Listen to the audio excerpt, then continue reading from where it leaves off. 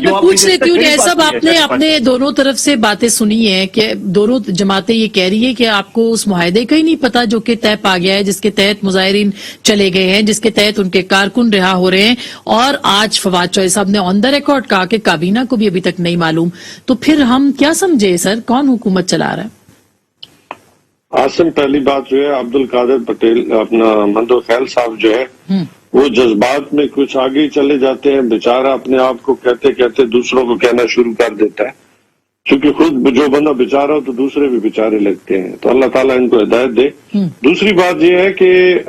بہت سارے جو معاملات ہیں وہ حساس نوعیت کے ہیں، ہم کسی صورت میں بھی قوم کو ڈیوائیڈ نہیں کرنا چاہتے اور اس ڈیبیٹ میں بھی نہیں ڈالنا چاہتے کہ یہ کیا ہوگا یا کیا نہیں ہوگا۔ ہمارا مقصد ہے کہ قوم متحد رہے، کیونکہ اس وقت جو معاملات ہیں پاکستان دیکھیں، اس وقت خطے کے اندر جو معاملات ہیں، اپنا امریکہ آپ کے بھی علم میں ہے کہ امریکہ کیا چاہتا ہے اس خطے کے اندر، پھر افغانستان کے معاملات ہیں، پھر فیٹ اپ کے معاملات ہیں، فیٹ اپ کے ایشو کے اوپر آپ کے بہت سارے معاملات ہیں، اسی لیے ایون میڈیا کو بھی الحمدللہ اللہ کا شکر ہے کہ میڈیا نے ایک اپنا مثبت کردار ادا کیا، اسی طرح ہم کوشش ہے کہ اسی طرح وہ اگر اپنا مثبت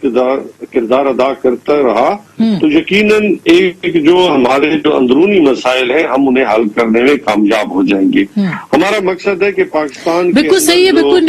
صاحب، یہ بالکل درست بات ہے جو آپ نے کہی ہے، اس کا سب کو احساس ہے، ادراک ہے، یہ بھی احساس ہے کہ حکومت نے ایکشن لینا چاہا، سیکیورٹی کمیٹی کے اندر معاملہ آیا، سیکیورٹی کمیٹی نے یہ کہا کہ ہم ایکشن لیں گے، پھر اس کے بعد معاہدہ طے پا گیا، اور وہ معاہدہ ظاہر ہے شاہ محمود قریشی صاحب اس میں بیٹھے ہوئے تھے پریس کانفرنس کے اندر، لیکن معاہدے کا علم نہیں ہے کسی کو۔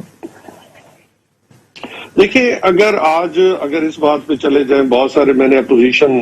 کے جو مہربان ہیں ان سے میں نے ان کی باتیں بھی سنی ہیں، تو ان کا پہلی بات تو یہ ہے کہ انہیں خوش ہونا چاہیے تھا کہ الحمدللہ ایک مسئلہ جو ہے وہ سال ہو رہا ہے اور سال ہونے جا رہا ہے، لیکن مجھے نہیں سمجھ آتے کہ وہ ابھی بھی بغلیں بجانے پہ تیار ہیں، بغلیں نہیں بجانی چاہیے تھی۔ اور تیسری بات یہ ہے کہ اگر خدا نخواستہ میں سمجھتا ہوں دونوں طرف خون بہہ جاتا تو پھر آپ کو بھی پتہ ہے کہ آپ کو یاد ہوگا کئی پہلے بھی اس سے پہلے آپریشن ہوئے، پھر اس کا جب پہلے کہا جاتا رہا، ایون میڈیا پہ کہا جاتا رہا کہ جی یہ گورنمنٹ آپریشن نہیں کرتی، ریٹ آف دی گورنمنٹ نہیں ہے، اور پھر وہی آپریشن جو ہے جب ہوا تو آپ کو یاد ہوگا کہ وہ پھر کیا ہوا، پھر وہی لوگ کہنے والے کہ بے گناہ مارے گئے، کسی نے کہا گناہ گار مارے گئے، تو ہم اس چکر میں نہیں پڑے، کیونکہ آپ کے جیسا کہ آپ کو معلوم ہے کہ احمد آباد کے اگر واقعات کو پڑھیں تو مذہب ایک ایسی چیز ہے جو دو دھاری تلوار کی حیثیت رکھتی ہے، تو یہ تاریخ سے ہمیں سیکھنا چاہیے۔ ہمیں وہ تو صحیح بات ہے امجد صاحب، اس پہ تو کوئی دو رائے نہیں ہے سر، اس پہ کوئی دو رائے نہیں ہے، لیکن یہ خون ریزی بالکل اگر طاقت کا استعمال ہوتا، خون ریزی ہوتی تو معاہدہ تو سر پھر پنڈی میں ہوا نا، پنڈی نے کرایا، خون ریزی سے تو انہوں نے بچایا۔ دیکھیں معاہدہ کس نے کرایا ہمیں اس میں نہیں پڑھنا چاہیے، اس میں پڑھنا چاہیے کہ ملک کے اندر جو ہے جو ریڈیکل ایلیمنٹس ہے اس کا خاتمہ ہونا چاہیے، اور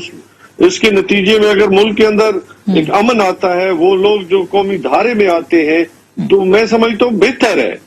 لیکن پھر فیصلہ تو قوم نے کرنا ہے، اور وہ جو میں سمجھتا ہوں معصوم لوگ ہیں جنہیں کوئی پتہ نہیں ہے جی کہ ہمیں لے جا کون رہا ہے، تو کم از کم انہیں اپنے واپس اپنے مدار میں لے کے آ جائے، وہ ہے تو پاکستانی۔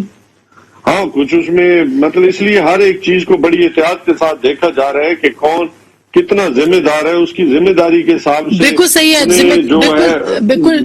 ذمہ داری کا